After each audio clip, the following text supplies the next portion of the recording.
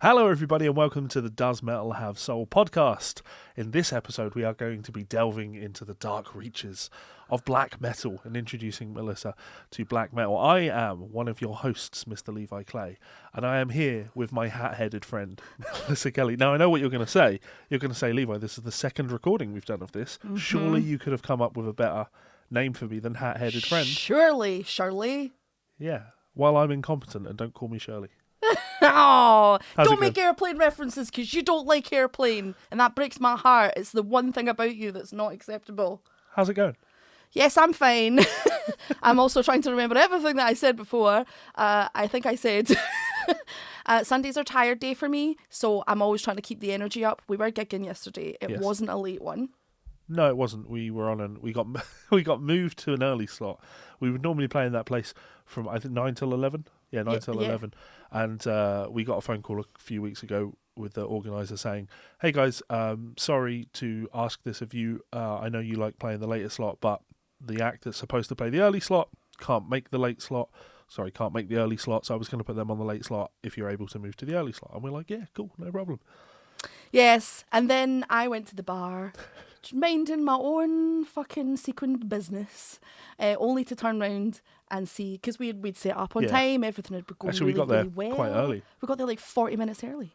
We could luxuriously set a leisurely setup. Yeah, and then I turned around and I saw the performer standing there. The performer that I do know because he's friends with the booker. And I thought... Oh, why does he get booked? And I just thought, oh, fuck a luck a ding dong. Here we go. And I wasn't in the mood for a confrontation, but I know the person, so I knew they probably wouldn't.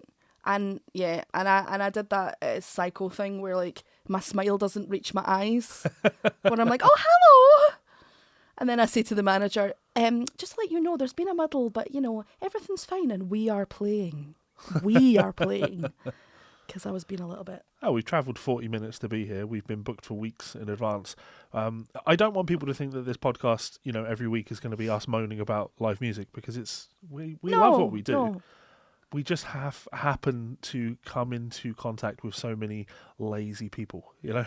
Yeah. And in this case, it was just a booker who was very unorganised and had decided on the day of the gig that he needed to, at the last minute, book one of his mates to play at 6 o'clock. I should also say, I think laziness as a concept, because I did look back at one of the edits, because I like to just look at my edits sometimes of how I've edited something so I can try and learn.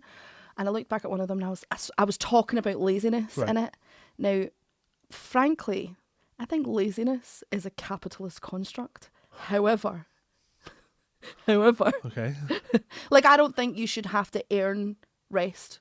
I don't think exhaustion is a status symbol. I don't think any of these things. I think if you're a wormy worm and you want to have a lie down and a biscuit because you're feeling a bit overwhelmed and tired, that's okay. Not to go off on a mega tangent, but I see what you're saying with laziness being a capitalist construct, but is it not also integral in a communist world that laziness is a thing? Because communism only really works if everybody wants to also contribute equally to everybody else. Well, here's what I'm saying. Right.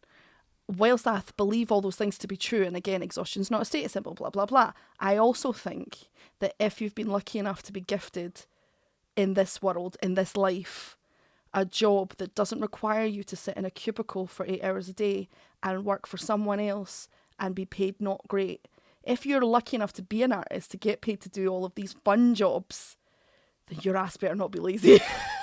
You know, it's a double say, like, you don't worry about a little worm. Have a little snack and a break. But also, you're an artist. You better get your fucking fat ass up because that's unacceptable.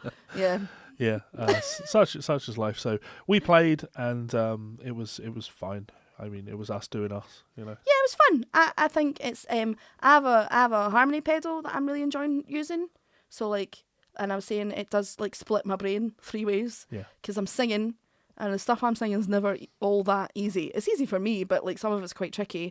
And then I'm playing the guitar, I'm trying to remember the chords and the words. And then I'm also trying to hit the pedal for my harmonies. So sometimes, and I know you've noticed it and you've been graceful in not pointing it out. And it's not like you, because normally you're like a dog eating beans who's just like, oh, I'm pointing that shit out. But sometimes, depending on the song, if I'm hitting the harmony pedal, but it's got to be slightly before the beat, it unfortunately throws my guitar off a tiny bit. Yeah. It's only tiny. Yeah. I mean, last night you skipped an entire beat, which was a panic. Listen, But we recover. It's fine. it was jazz. Yeah. It wasn't a mistake. It was jazz awful. Jazz awful. No, jazz. It was jazz awful. Oh, what's that? It's London. Oh. I'm just taking the piss. Oh, sorry, I didn't understand your accent. Right, I see. I see. I never get to say that. I didn't understand your accent, Soz. Yeah. Well, okay, you shut me down there. But it was the typical, we have a tip machine. Oh, yeah. Because, venues, they pay you, but they certainly don't pay you enough to, pay your bills. It's funny that they don't. Obviously, I understand why they don't. Musicians. Yeah, well, why venues don't pay enough. I totally get it because, money's tight and all that. But I don't know, you just work with people and they're like, well, you're getting paid like literally 10 times more per hour than anyone else in this building right now. And it's like, well, yeah, you are right. We are getting paid a lot more to be here. But in fairness, there's only realistically maybe 6 to 10 hours per week that we can actually work. It's not like you're going to book us at 8:30 in the morning, are you? Like, it's also like not to be like a Facebook post on a mum's Facebook page, but like it's not even just the only being able to work a few hours a week, or at least not a few hours a week, but there's a limited range of very antisocial hours that you can actually work in the week. But you've had to actually train to get to a point you can do that. And nobody's giving you any money for doing that. And I don't expect any money for that, but you know what? And here's the other thing, isn't it? It's like, we don't have day jobs. We are musicians. That's what we Bums. do. Yeah. No, but because of that, it means we can put more time into our craft. Yeah. Into, there's a reason we show up with as much gear as we do, because we want the experience for people listening to be the best it can be. And when generic white man with acoustic guitar shows up afterwards, he's not putting any...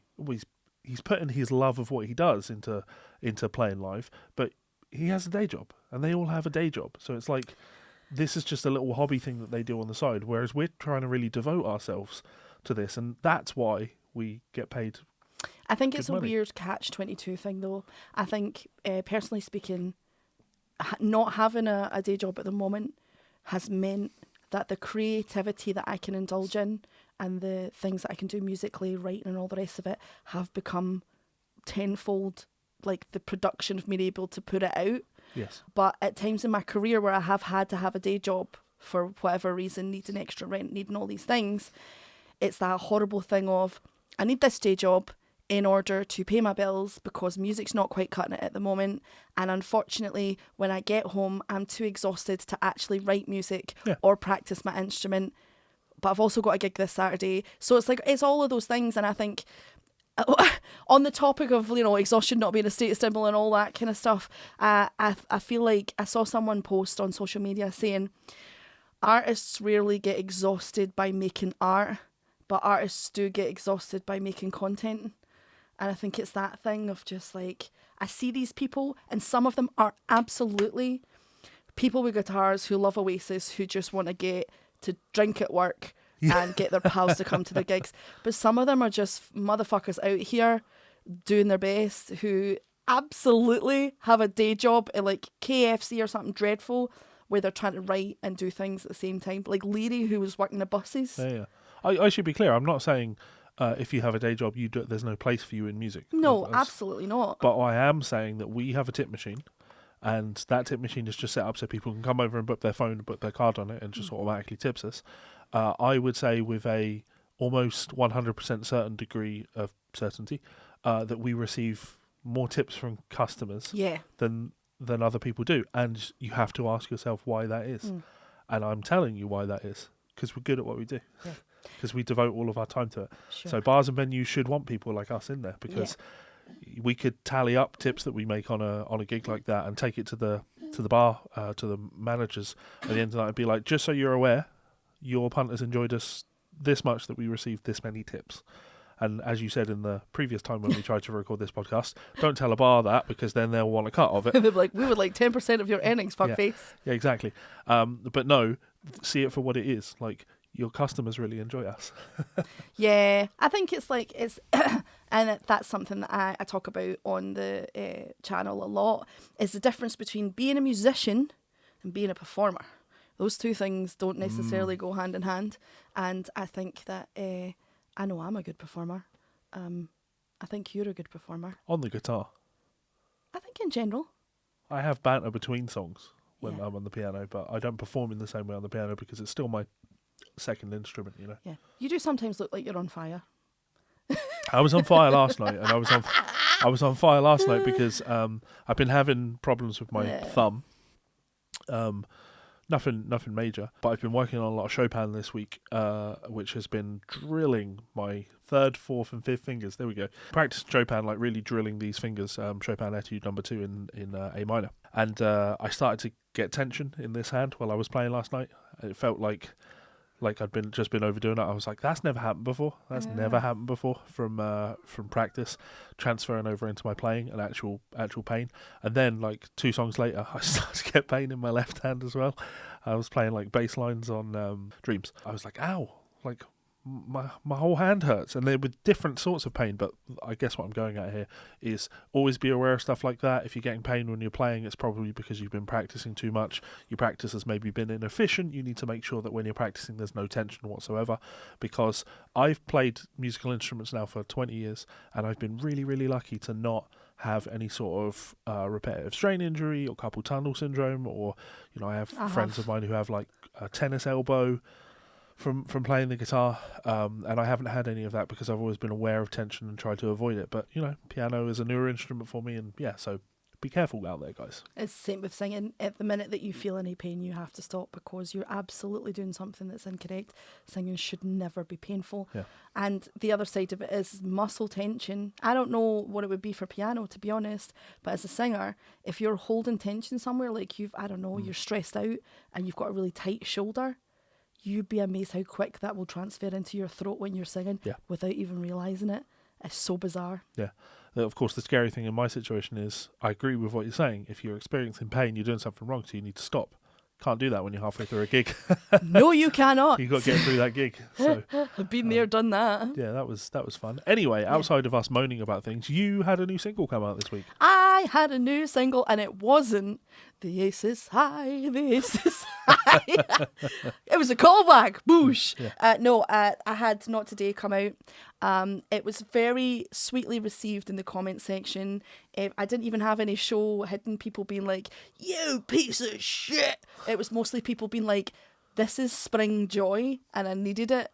Which made me feel very cozy inside. Yeah, so it's fun actually. I don't edit the podcast, Melisa does, but I can actually have fun by saying things in the podcast that she'll have to action whilst editing. Because as you can see on screen right now, from some of the music video, it's got lots of little cameos from friends and fans. And it's a fun little music video, fun little song. Nothing deep. I think you'd agree with me on that. I was talking about that just previously, that I was a tiny bit embarrassed, I don't think is the correct word, that feels too harsh, but I just remember thinking, oh God, of all the body of work that I've created, Not Today, it's an older song. It was written in like 2019, 20. It was recorded in one day because of lockdown with not great backing vocalists, and just it was never what I wanted it to be. So when it went down because the distributor went under, I sort of shelved it, but then Levi was like, no, you should absolutely, why not re-record it? Yeah, why not? We've got a big studio here. Let's record it. It doesn't matter that the distributor went out of business. It doesn't matter that the studio you recorded it in last time also went out of business. But who's still here? Me!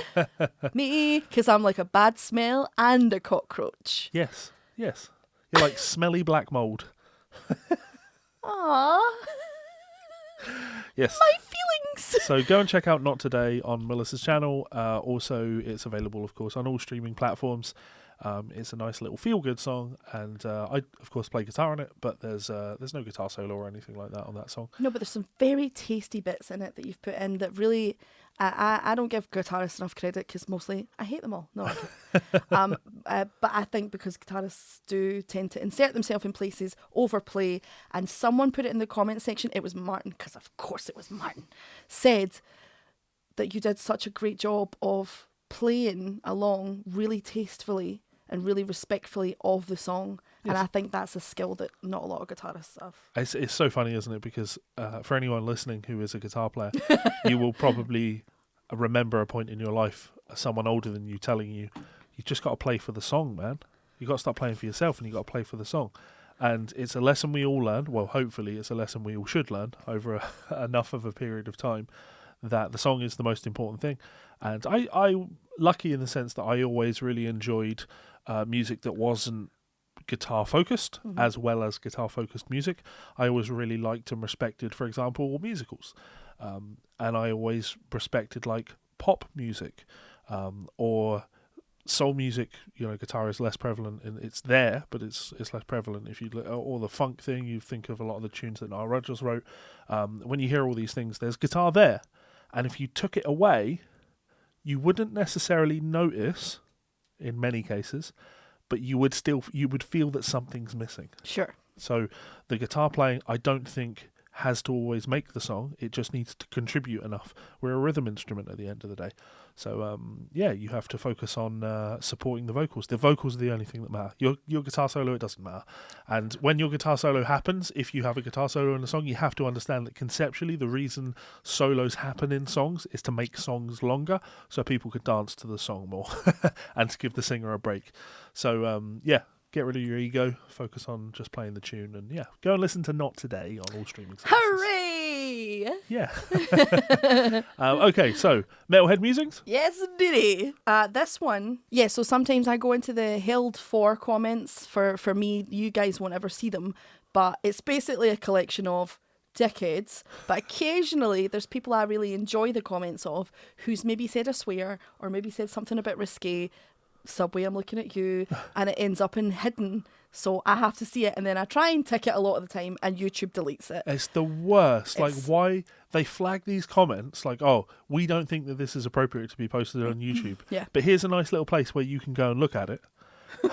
Here's where you can go and have your feelings hurt in private. Yeah, exactly. And if you don't think it's offensive, you can say, no, this comment's absolutely fine. We'll still delete it anyway. Yeah, which is so frustrating because, Chris, you are hilarious. I opened mine up and it was just, I might put a picture of it up. It was just like boobies, boobies, boobies, little boobies. Cause on all separate comments. All separate comments. Listen, you got to commit to the bit. Yeah. You can't phone that shit in. Got Chris to commit knows. to the boobies.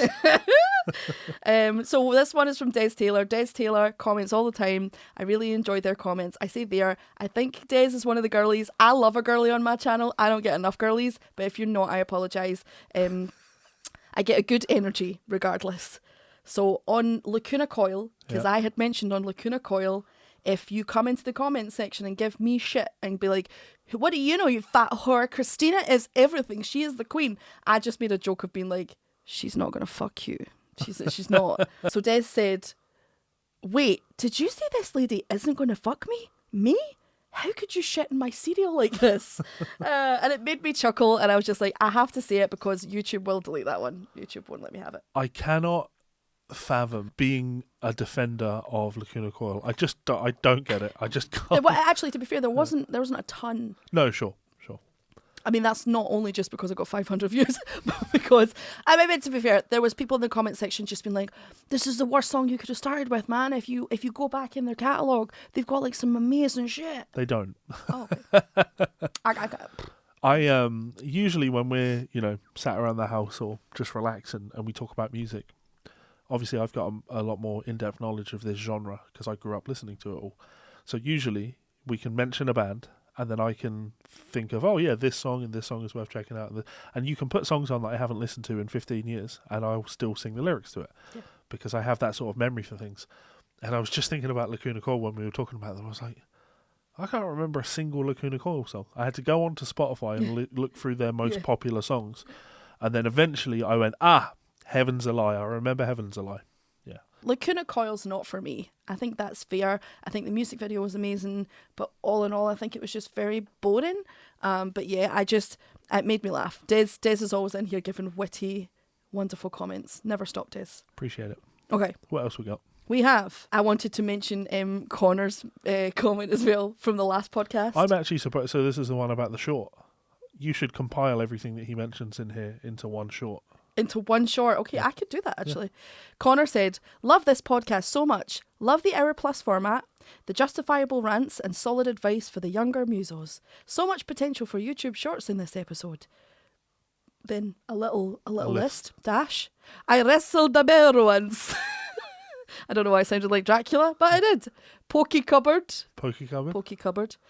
Can of worms is madness. Now, all this tells me is that Connor just thinks you're funny because Pokey Cupboard was immediately followed by Bruce Dickenass.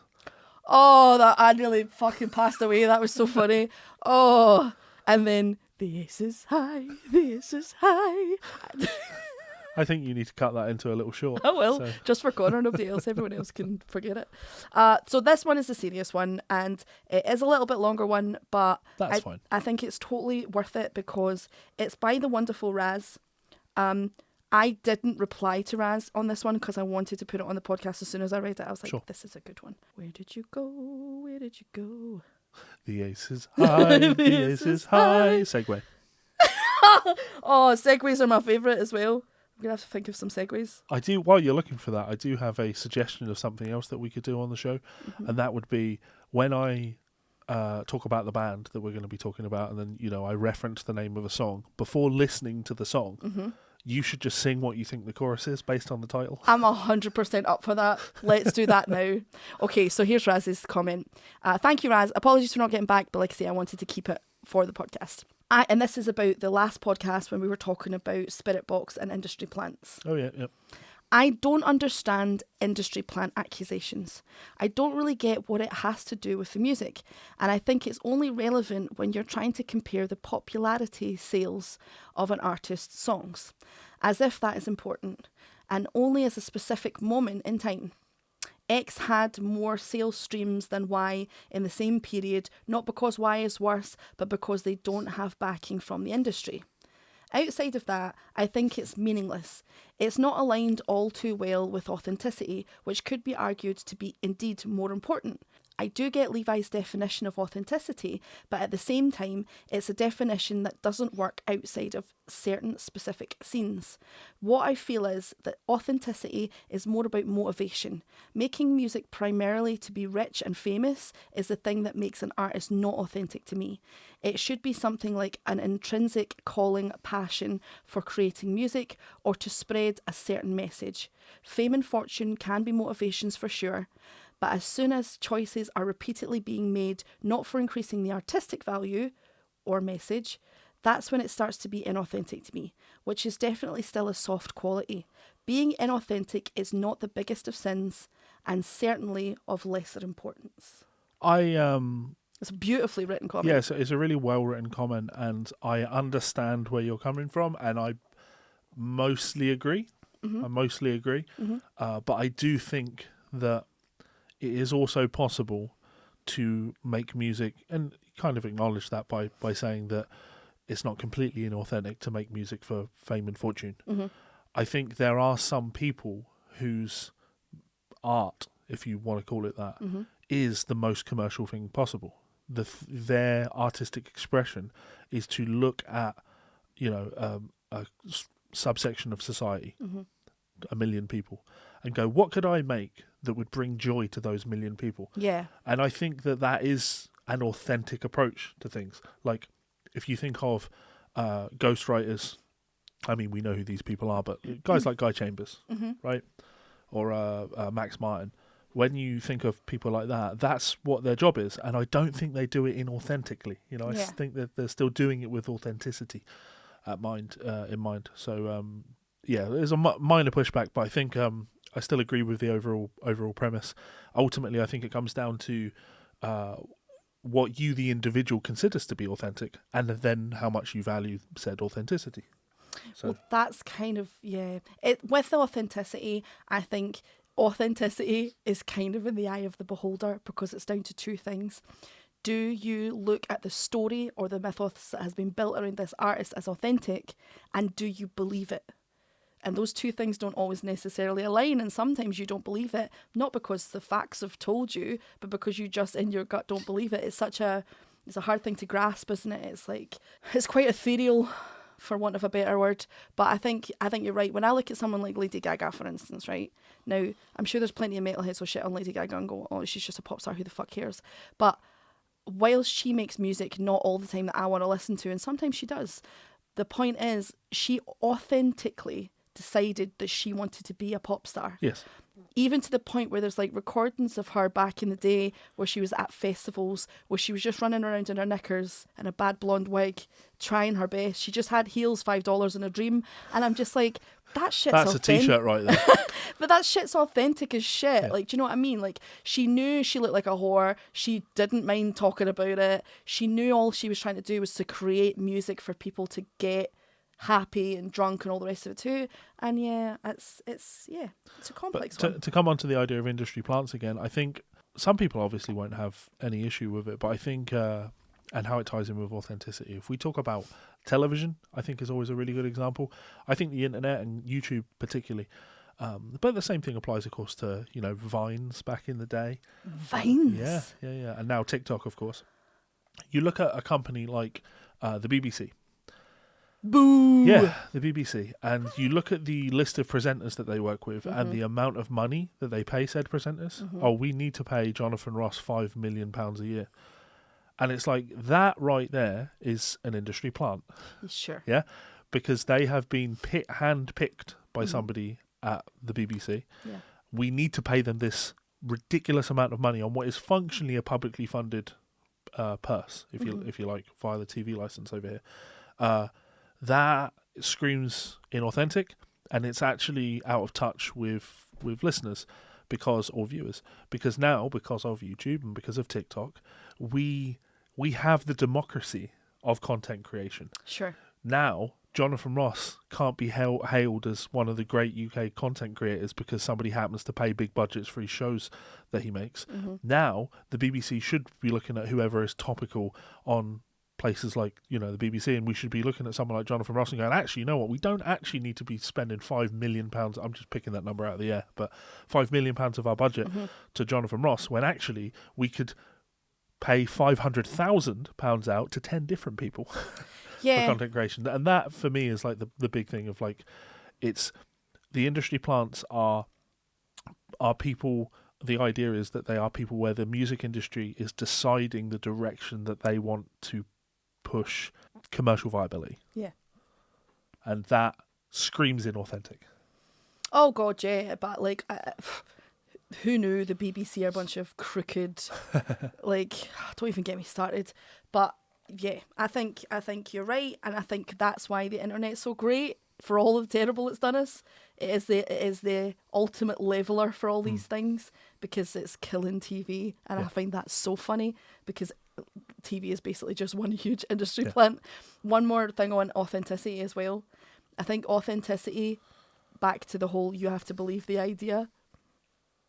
When I made Devil's Luck, right, me and the Crows, which was my band, we were gigging consistently, like every single day, and it was truly believed to be authentic. The people who came and enjoyed Crow's music believed that I was this impossible diva.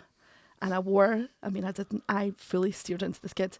I wore like a full cloak that said I'm the boss on the back of it and shit like that. I would say floor length, but it was longer than floor length. Yeah. I looked like a superhero for impossible women. And that was authentic to a degree. But me being a horrible little worm and doing love letters to the masters is so much more authentic.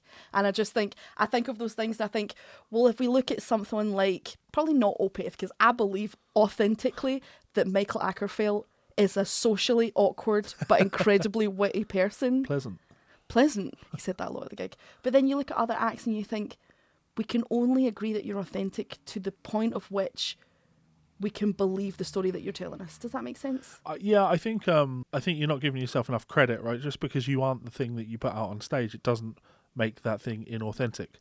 That's the art that you've created. You're creating this vision of the diva with the cape, right? That is your art. It's not the same as a group of suits sitting around a table and saying, this is what we need. This is what we're going to be able to sell. Would never happen. Yeah. See, it's a bunch of suits being like, see this noisy fat bitch who's got too much to say for herself? Yeah. She's what we're looking for. Yeah. Just one last thing on the content creation thing. So I was thinking, we're obviously watching Snow White get hammered at the box office with something like, I don't know, $86 million taken at the box office worldwide, I think. They lost me when they tried to convince me that Snow White is fairer or more beautiful than Gal Gadot. Fuck off. That woman is literally a walking around gorgeous angel. But I was thinking about, for that sort of money, let's say $90 million. If for whatever reason you average that out at, and I don't know what the average price for a cinema ticket is, but you're talking at, let's say, $9 a ticket, just to keep things nice and even. That's 10 million people have gone to see your film. I think 5 million people have gone on YouTube and watched the chat music videos making fun of the trailer. So when you think of it from that perspective, you've got the companies out here spending hundreds of millions of dollars to what essentially giving you the industry plant. That is an industry plant right there. And then you've got the democracy that is YouTube, where people rack up millions and millions of views. And they are destroying television, because there are people on YouTube that get significantly more viewers than a BBC channel, BBC show does. All I want to say is, haha. If you protect paedophiles, eventually karma will get you. Soz, but not. Yeah. I think the Snow White thing's really funny. Yes. Same. And mostly because I'm like, tell people a story. Absolutely, always. You want to tell people a story they might have heard before, but put a little twist on it, even better. Maybe actually not even better, but still cool. But if you want to tell people a story you think they should hear, and they should be told that story. Oh no, I think that's fine. If you want to tell people a story that you think they should Well, that's hear. what I was about to finish the thing with. You better be careful. Like, Spike Lee absolutely should be making things about black voices that people should absolutely hear. But not about Snow White. Yeah, you don't need to take a thing and fit and correct it. It's just not it's never a good look. Anyway, is that all of our? That is all of music? it. Yeah, just because I knew the Razz one would cause a lot of conversation. Well, I sent you some news stories, so I haven't seen the news this week. and this actually might be the way to do this. So Take obviously, turns? no, I was just gonna, because I think the podcast it's on your channel. It should be more about you reacting to things than it is me reacting to things. Your channel, people on your channel don't care what I think about things. I got a job offer today to do 4 reactions to a woman walking by. Running. Excuse me, running. Yeah. I shit you not. Yeah. Your agent needs fired. And the funny thing is, you have literally fired your agent. You had this Yeah, conversation. I literally fired her. Fired your agent, and then they phoned you today, like, I've sent you an important email. It's really important. And you go and look at it and like, this job doesn't pay any money. It'll pay for my trains and accommodation. And you want me to be in an advert and not get paid for it? She's a woman with a dream. If this were a Hollywood movie, her agency would be above a karate studio, and she'd just be smoking in there and doing her best. Yeah. She's not my agent. I had an agent, but she's not very good. Yeah. You give love a bad name. Segue. Thank you. Meshuggahs announces. See? Meshuggahs announces unique food and restaurant collaborations during North American tour. Outstanding, Hazel. Why? Swedish progressive metal pioneers Meshuggahs are set to kick off their monumental North American tour with Cannibal Corpse and Carcass this Friday. To celebrate, they have teamed up with several local restaurants along the route for unique food collaborations, bringing fans a one-of-a-kind fusion of fierce flavours and sick riffs. I want to go to this so bad. Oh! Okay, I've just seen a picture of the food. Multiple stops along the way will feature a unique culinary experience perfectly paired with their groundbreaking sound, pairing music with foods. Yeah. Quebec City, they have poutine. I want to go bread meets bread. Poutine, homemade Yukon gold fries, cheese curds, Swedish meatballs, and a wild mushroom cream sauce. Toronto, the Meshuggah burger. Which we have on screen. We have on screen. It looks like a Halloween burger. Charcoal bun with dill mustard sauce, a single or double patty, American cheese, pickled red onions, and lingonberry bacon jam. Detroit, they have Swedish meatballs, frita, and coconut cloudberry batido. And St. Louis, they have cherry smoked elk meatballs in a lingonberry BBQ sauce served over creamy grits. Oh my God. I always respect and appreciate good business ideas. And while I don't see that being a huge money spinner, it's a nice experience for your fans. It's good business for the restaurants. Yes. Because they're going to see an influx of people coming in and ordering these things. Mm-hmm. And you would like to think that has resulted in some sort of financial contribution to Meshuggahs tour from the restaurants that they're partnering up with. If it hasn't, then I guess it's a nice thing that Meshuggah are doing. But like that's a really good business move. So clever. You're planning out a tour. If you just organised, if you checked where, as a band, if you were checking where every single one of your gigs was, you found what the nearest restaurant was, and you just partnered up with that restaurant to say, hey, we're going to be playing in town. If you pay us $500, $1,000 to support the tour, we'll promote the fact that you are the restaurant sponsoring. All of our fans will hopefully come in and order. If you put a special item on, it's good for you, it's good for us, it's good for the fans. Everybody wins. It's so clever, and I think this is something that I wish I were better at, because I'm a very good creative, but I'm not a very good business person. And I've learned a lot from Levi. We are insufferable. I hate it. But it's good stuff to know, because it's just amazing opportunities. If you told me I could go and see Meshuggah, and also I was going to get like a fucking black garlic mac and cheese, the Meshuggah black garlic mac and cheese trademark, I would want to go more. I'd be like, this is going to be a real event. There's going to be lots of things happening. Yeah. Mostly mac and cheese related. Yeah, it is. It's really clever. All right, what else we got? That was so good. And now I'm hungry. Those stupid pea shoots weren't enough. See, the thing is, I don't remember if we talked about pea shoots on the original recording of this episode or... I think it was the original one. Yeah. I mentioned that I had, before I came to the podcast, I had eaten some pea shoot bites. Sound awful. They were okay. Yeah. Were they as nice as like a black garlic Meshuggah mac and cheese? No, in my mind. Were they as tasty as this thing I've imagined? No, they were not. You've just encapsulated who I am as a person. A maniac.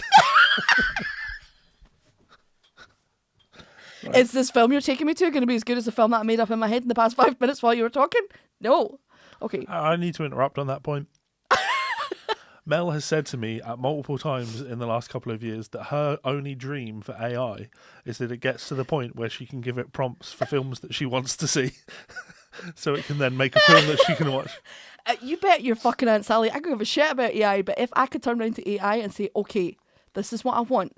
I want Frankenfart from Rocky Horror to team up with Rosemary and Thyme, my favourite murder mystery crew, and they go and solve murders in a theatre in the 1920s. I've got a better idea. Huh.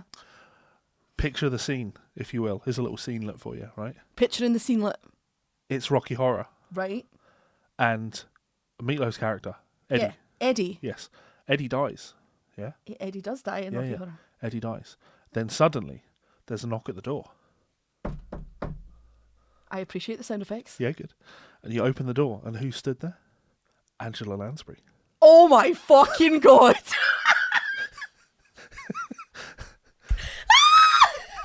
She's come to solve Eddie's murder. Oh my fucking God. I would never thought about that before. Yeah. That's... Yeah. Maybe she can also find out who sexually assaulted Brad and Janet. It was Frank. Okay, Right. It was Frank. He gets his comeuppance at the end. Poor Frank. He goes home.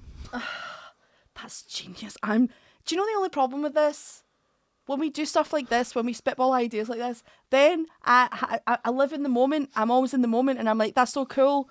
And then I finish the moment, and I'm like, oh, but it's not real. I shouldn't say things like this, because the unfortunate thing is for the next 3 weeks you're going to be talking to me about how you're thinking about creating a stop motion film of the thing that I've just talked about. I know.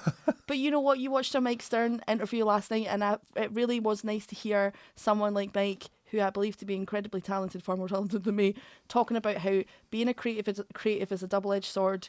We are really fun, and we really put out loads of things, and we have all these amazing ideas. But it is really hard to live with us sometimes, and we don't do it intentionally. But, oh man, that's such a great idea.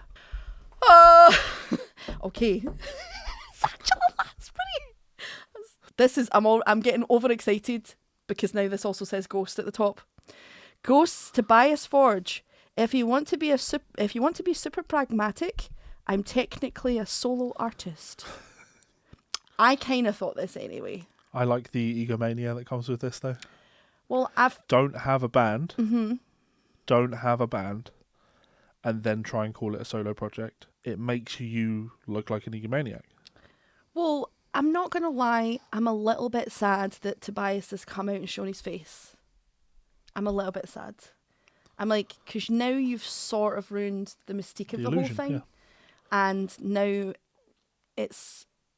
I haven't watched any of his interviews yet. I've been putting it off. That's not true. I watched a little section of one and I was like, I don't know. It's not for me to decide how someone, creates their art and how they want to be perceived after the fact. But I was just like, it smacked a little bit of Corey from Slipknot. You okay? Yeah. It smacked a little bit of Corey from Slipknot just suddenly being like, oh, I'm going to show my face and talk on interviews all the time. What does Corey Taylor think about all this? I'm sure you can go on Kerrang and find out. In a new interview with Rolling Stone UK, Ghost singer and chief songwriter Tobias Forge clarified his role as the lead of the Swedish occult rock outfit. He said, if you want to be super pragmatic, I'm technically a solo artist.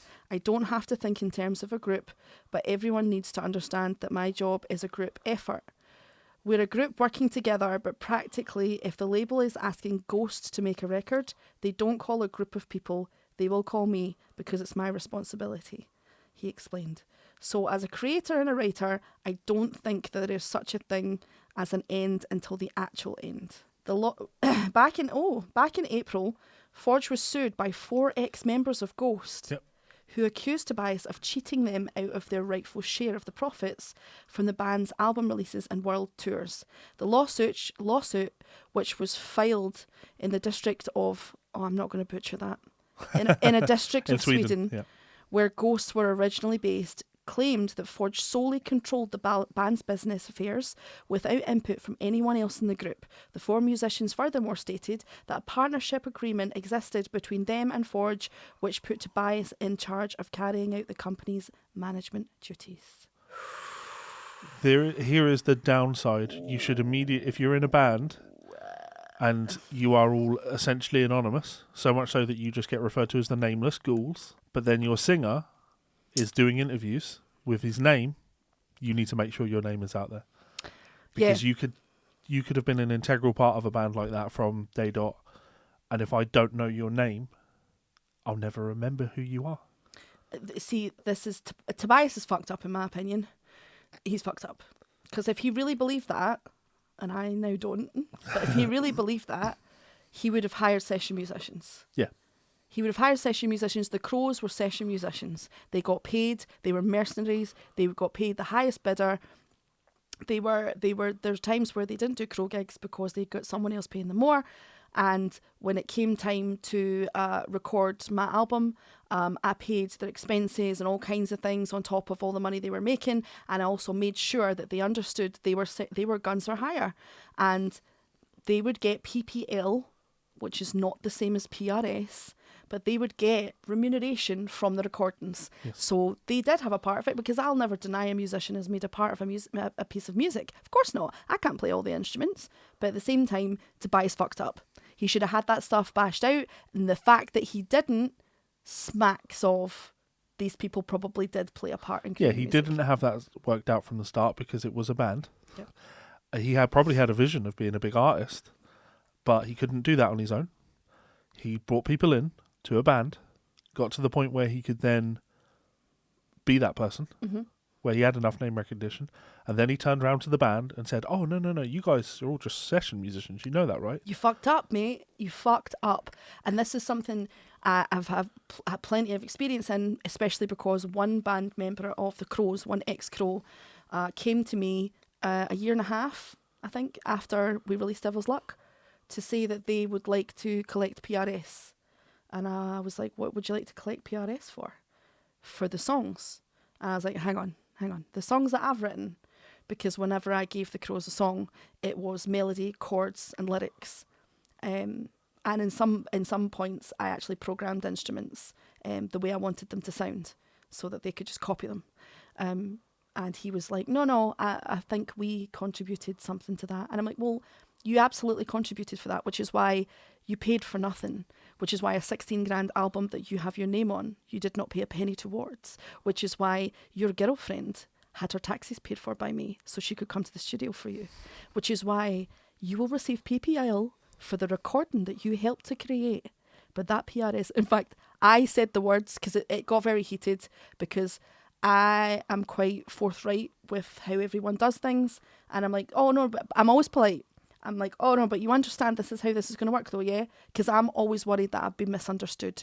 Always. Levi, I'll tell you I'm insufferable. I'll explain something 5 times because I want to be understood. But the fact that he'd come back and tried to pretend he didn't understand and blah, blah, blah. And I did say to him, I was like, I'll bury this album at sea.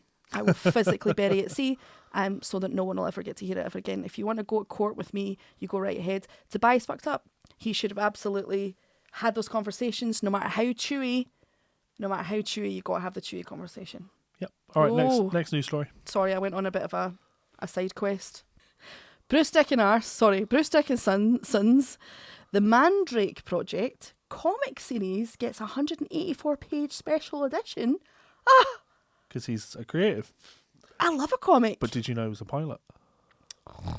You know who else is a pilot? Steve Morse. Is he? Yeah. Steve Morse once said I was amazing. Well, was a pilot of commercial airlines. Oh, really? Yeah. When? During his career. Wow. Okay. Are you a huge Bruce Dickenhurst fan, but you missed out on the Mandrake Project comic book run? Well, pretty soon you'll be able to get started pretty quickly when the first 4 is re-released in a special collection titled The Mandrake Project Year 1. Set to release on August the 5th, the 184-page collection features an introduction written by Sons of Anarchy creator Kurt Sutter and a special edition slipcase that features a rotating embossed Mandrake dial. It also comes with some foil collector's cards and a cast metal Mandrake Project medallion, as seen in the comics and music video. Seriously, if you really like Dick and Arse's 7th solo album from last year, this might be the thing for you, and Bruce is excited to get it in your hands. The only thing I take issue with there? That's what she said. Sorry. When you call something collectible, collector's cards, how are they collector's cards? They're readily available to anybody that wanted to purchase them. Anybody that wants to purchase them. Sure. They're not tradable. Like, it's not like there's 100 different cards and each collector's edition only comes with 2 of them. And you've got to try and complete the whole set. Yeah, I guess so. You're using the word collectors there to try and treat them like they're baseball cards or Topps trading cards or Magic the Gathering cards or whatever.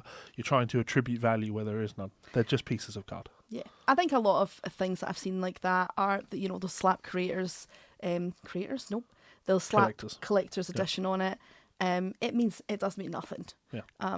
But at the same time, that's quite cool. I didn't realise that was something. I mean, that video that we watched of the cartoon thing, it's writing on the wall. It's obviously Bruce, because that was his idea, wasn't it? Yeah, he wrote it. He cares about creating things that are visual representations of his art. I understand. Yeah. That's pretty cool. Yeah. Dick and arse, well done. Okay, should we move on to the main event? Ugh.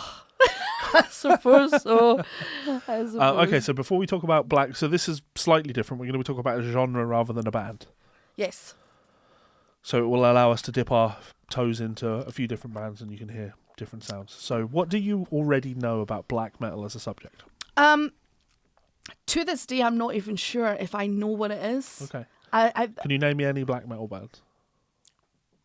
I know there's some of you who watch my channel who are screaming at me right now. I've been like, Melissa, you really enjoyed that band. No. Not Stab in the Dark? Now, who knows? Stab in the Dark could be a black metal band. Stab in the Dark. I feel like Cannibal Corpse. Cannibal Corpse are black metal. Okay. I feel like... Yeah, that's all I can think. Just Cannibal Corpse. I'm trying to think. My mind's gone blank. This is what happened to me at high school. Anyone put me on the spot and my mind would go blank.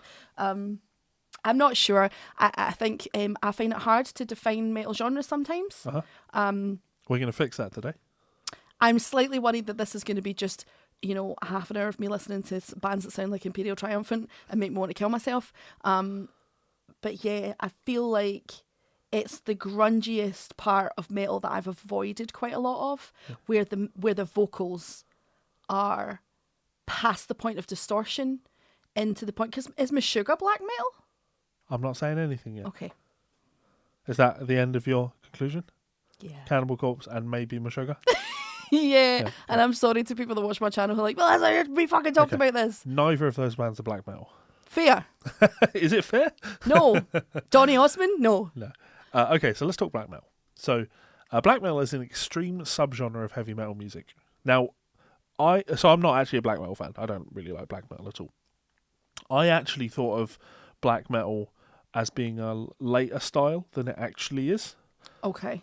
So, Cannibal Corpse are a death metal band.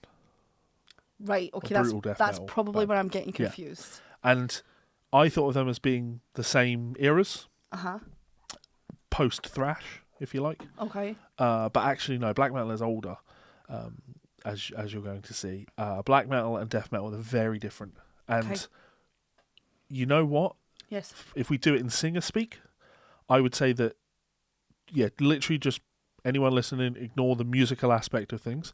I'm trying to explain singing to Mel. Black metal is shrieks.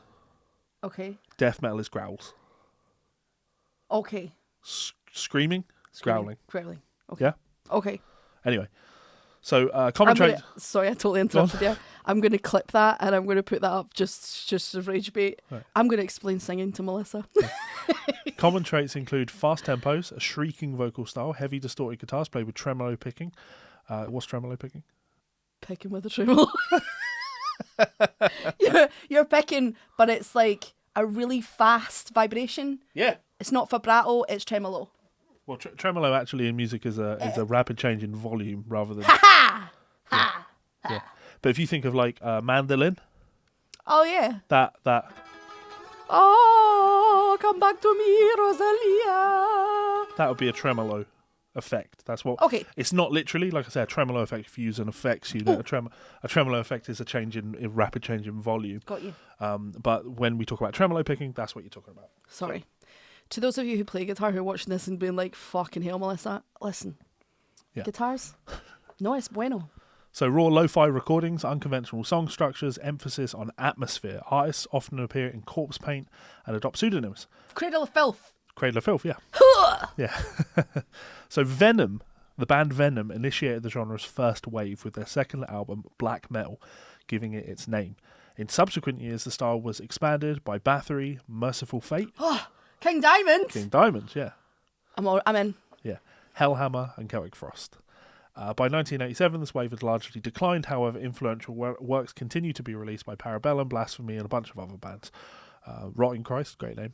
A second wave arose in the 1990s, spearheaded by bands in the early Norwegian black metal scene, such as Mayhem, Darkthrone, Burzum, Immortal, Emperor, Satyricon, and Gorgoroth. This wave developed other scenes at the same time in Finland, Sweden, United States, France, as well as leading to the formation of influential bands in other countries, including Psy and Cradle of Filth. The French one, Vlad Tepes. That's Dracula. Yes, it is. Sorry. Initially a synonym for satanic metal, black metal has often sparked controversy due to the actions of ideologies associated with the genre. Some artists express misanthropic views, right up your street, yeah, and others advocate various forms of extreme anti-Christian sentiment, Satanism, or ethnic paganism. Ethnic paganism? In the 1990s, members of the scene were responsible for a spate of church burnings and murders. Yeah. There's also a neo-Nazi movement within black metal. Although it's been shunned by many prominent artists, generally black metal strives to remain an underground phenomenon. Segue. So, although contemporary black metal typically refers to the Norwegian style with shrieking vocals and raw production, the term has traditionally been applied to bands with widely differing sounds, such as Death SS, Merciful Fate, Mayhem, Blasphemy. The Greek and Finnish bands that emerged around the same time as the Norwegian scene. So, I thought we would start, of course, with the band Venom, because they are considered to be well, they coined the term. Sure. So Venom are a British band. Ah. Yeah. English heavy metal band formed in Newcastle upon Tyne in 1978.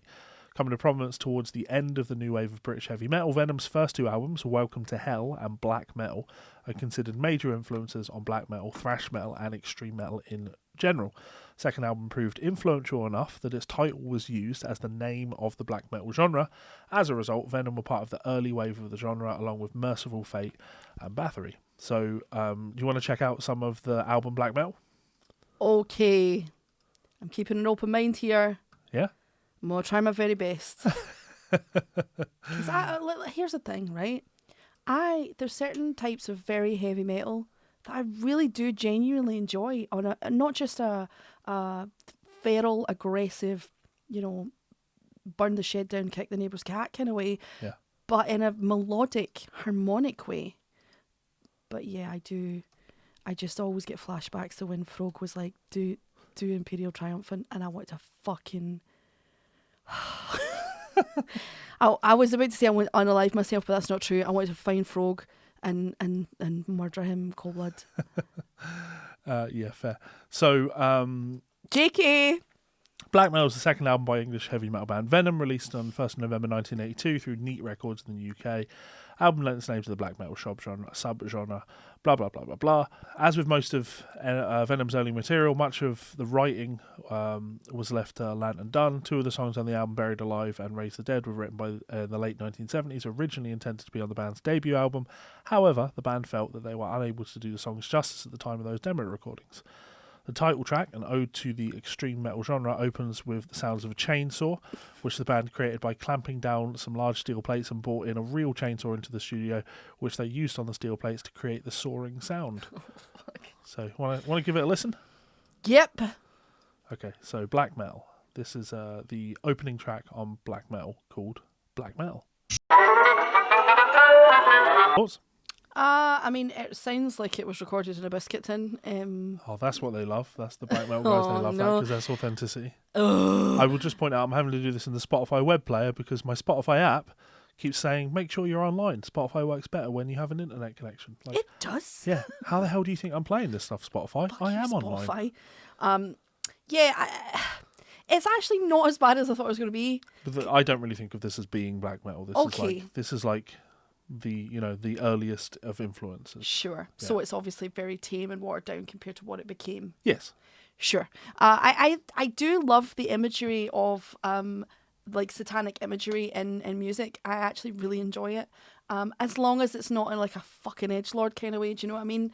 Like, I like the idea of sunny, fluffy metalheads listening to this while they're cooking themselves like a really nice curry.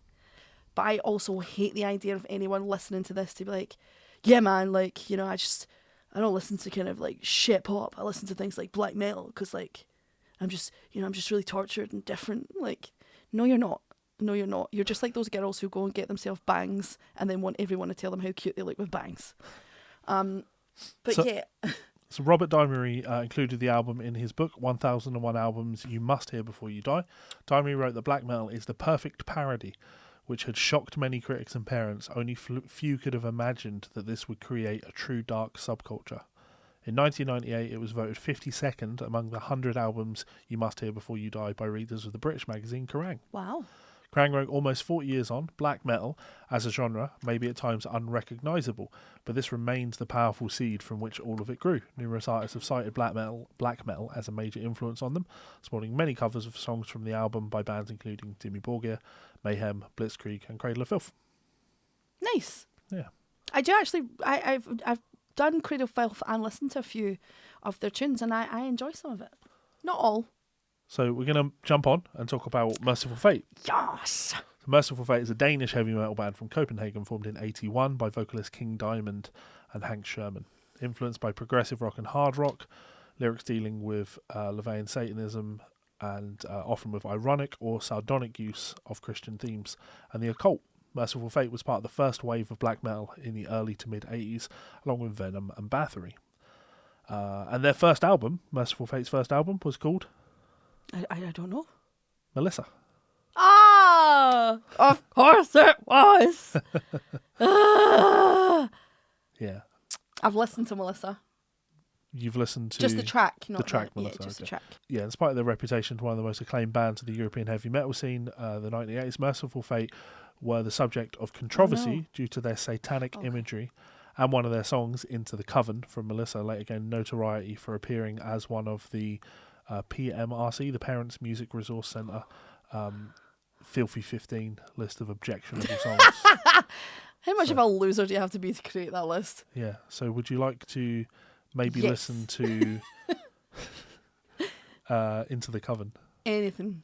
All right, let's check out Into the Coven by Merciful Fate. Now, I know you already know Merciful Fate and you know King Diamond's vocals. So.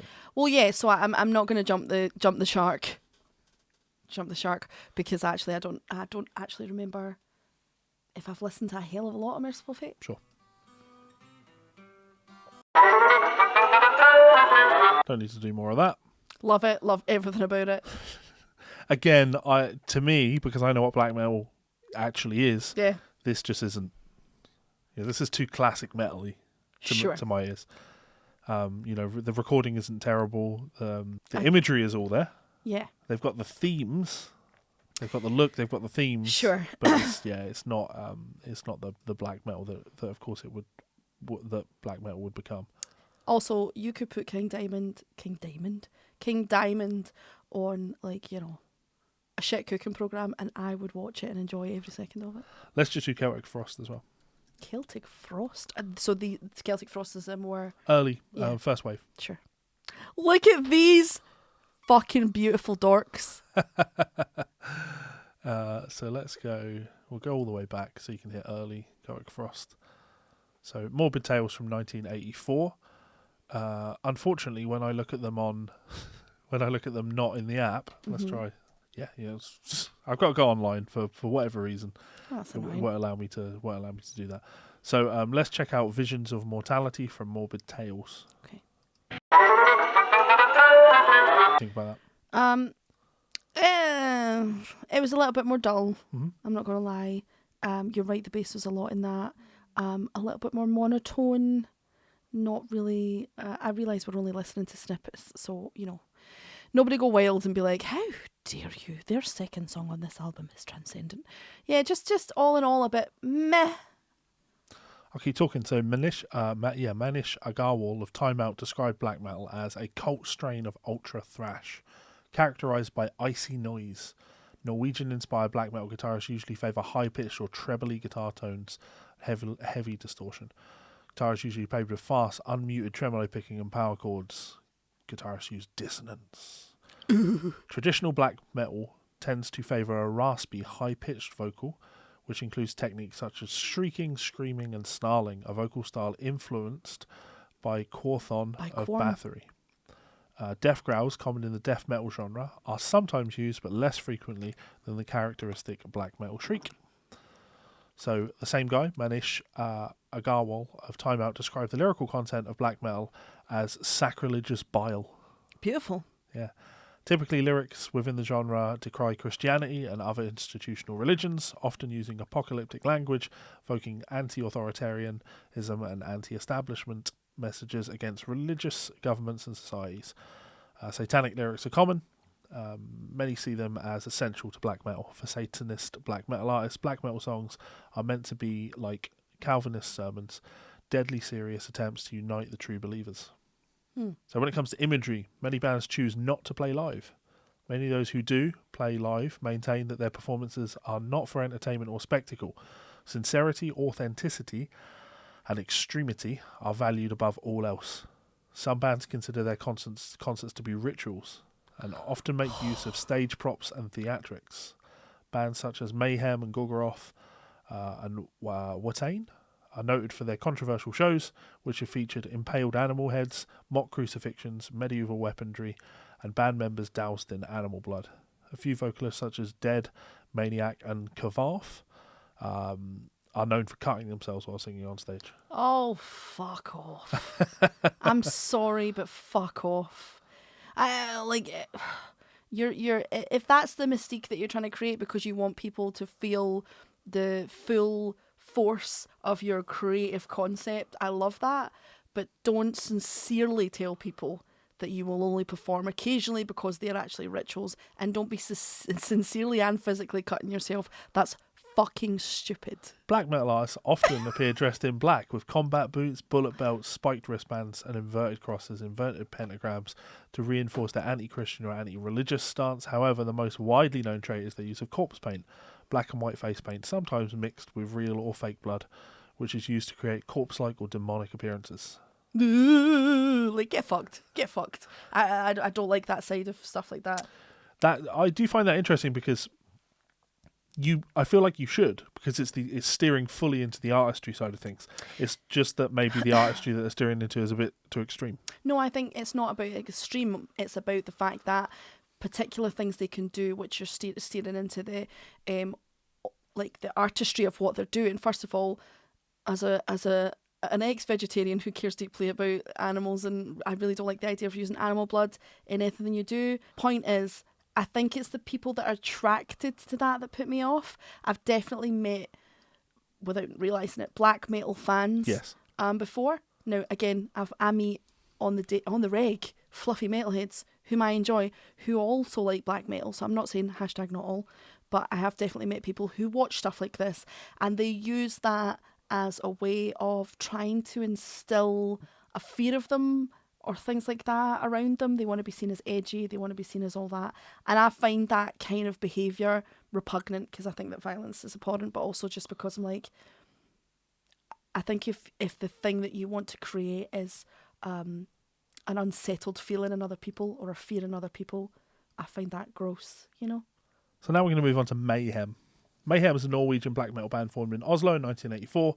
They were one of the pioneers of the Norwegian black metal scene. Music has profoundly influenced the black metal genre. Mayhem's early career was marked by several controversies, including the notorious live performances, 1991 suicide of vocalist Per Yngve Olin, Oh dear.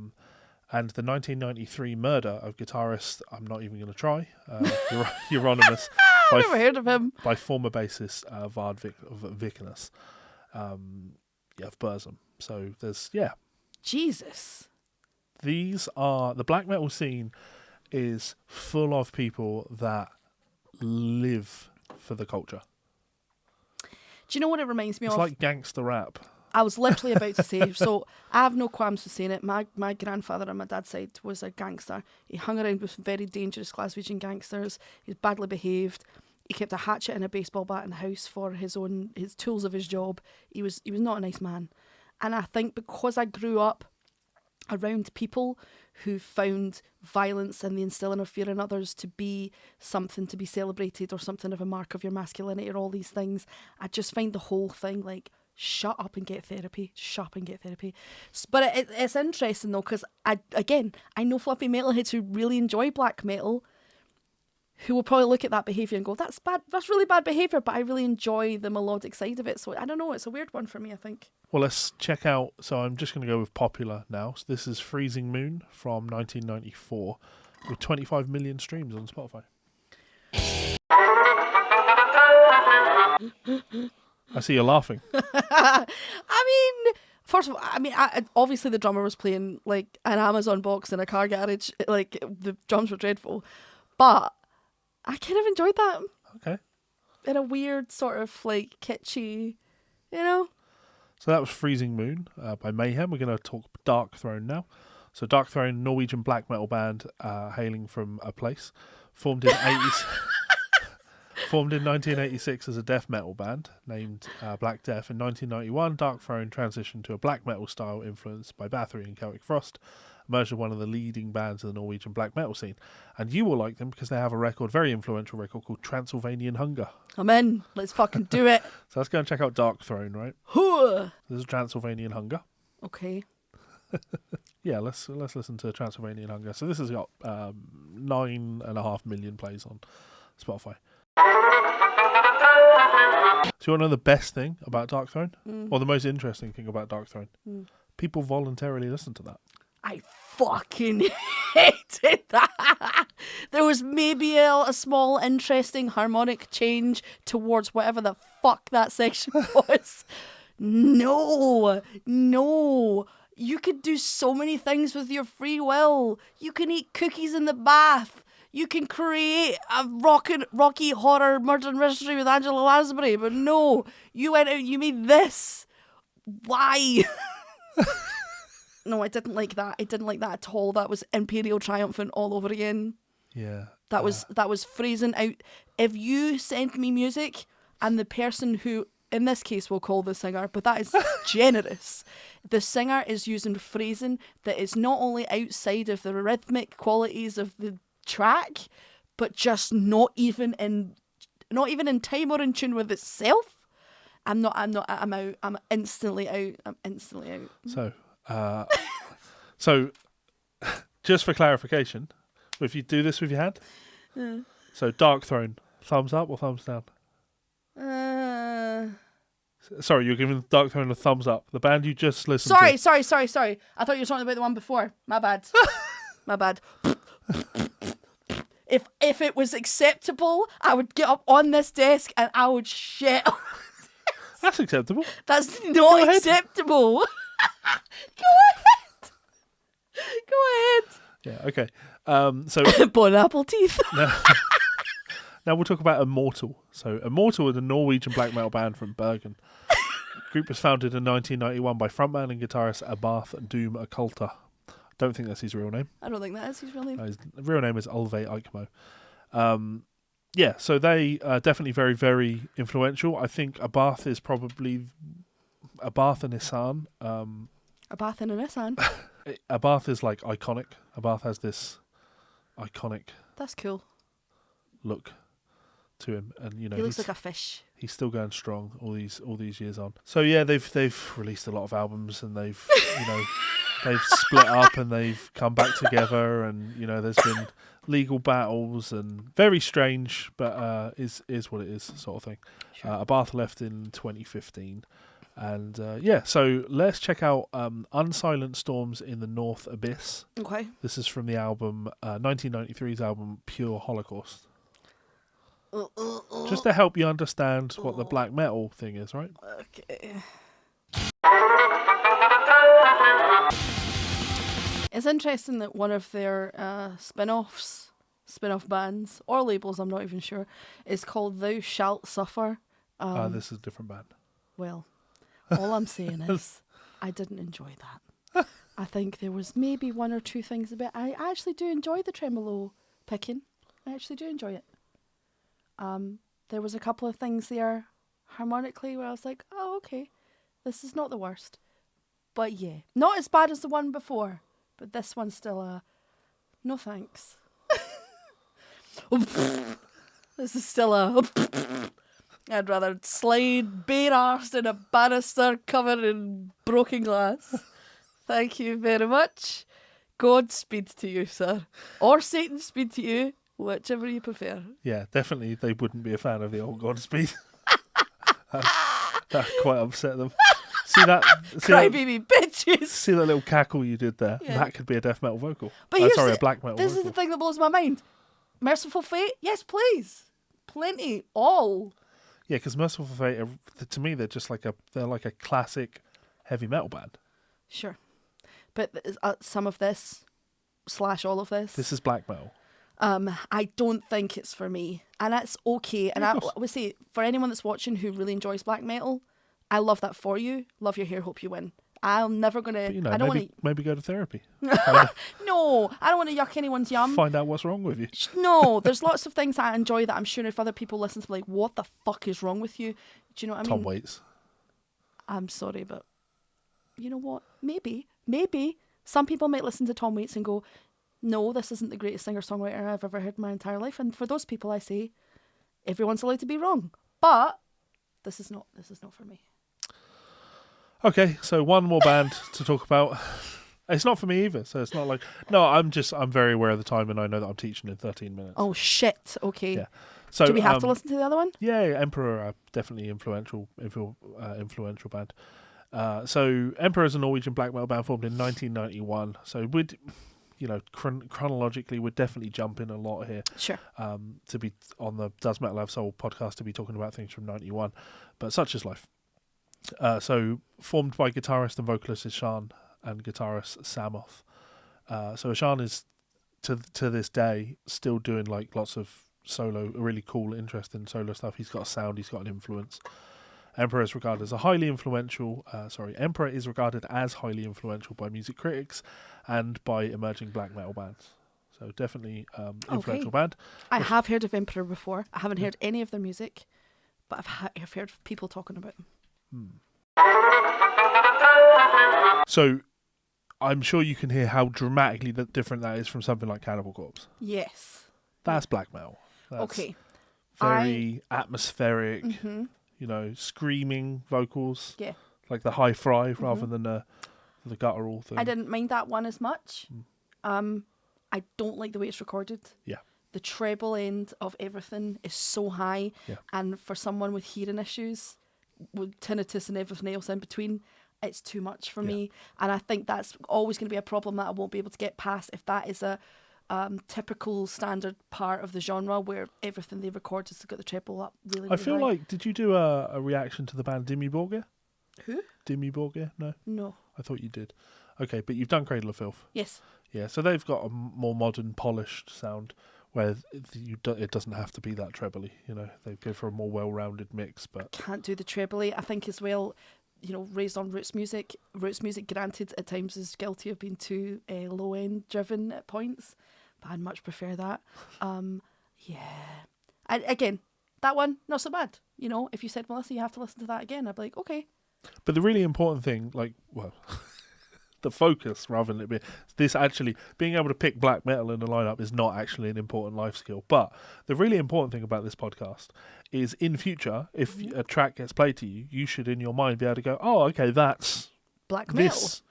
That's a subgenre of metal. And it is iconic, the black metal thing. The Does Metal Have Soul logo has a cartoon version of you with corpse paint on. Yeah. Because that corpse paint thing is an iconic part of metal. You just see it and you go, oh yeah, that's heavy metal. And yeah, this... I mean, I attribute it to things like Ghost and and King Diamond. Yes. Yeah, okay, so fair. not quite the same for me. Yes, but those are outliers. Yes. Rather than being, a love a good large outlier. portion of the genre. Yeah, I So black metal, you think you could pick it in the lineup now? Yes. Yeah. And I would pick it because I would go, if you put that on again, we're going to strip to the waist and fight. Maybe at the end of season 1 of Does Metal Have Soul, I'll do a little quiz. I'll just put different bands on and you tell us what genre they fit in. Bring it on, Hazel. I think I'd be great at it. Yeah, so definitely one of the extreme aspects of heavy metal music is our all black metal, and it's not one for me. It's never been one for me. I want screaming guitar solos that are expertly executed, and I want tight production and the washes of sound that is black metal. It's like very intense. All these minor chords that are being tremolo picked through, and there's theory going on there, but not from the perspective of when they're writing it, going, so let's use these, let's do mediant modulations.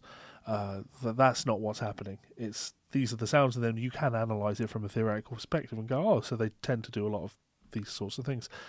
They just have a sound in mind and they go for it, and I'm glad that they enjoy it. I'm glad there's people out there that like black metal, but it's never been for me. It's never been my... Yeah, I don't think it's for me. There might be the odd piece in there that I love because I love the idea of people creating a full concept for their music, but for the most part, good day to you, sir. Well, you've got to listen through this during the week and maybe find something to put on the playlist.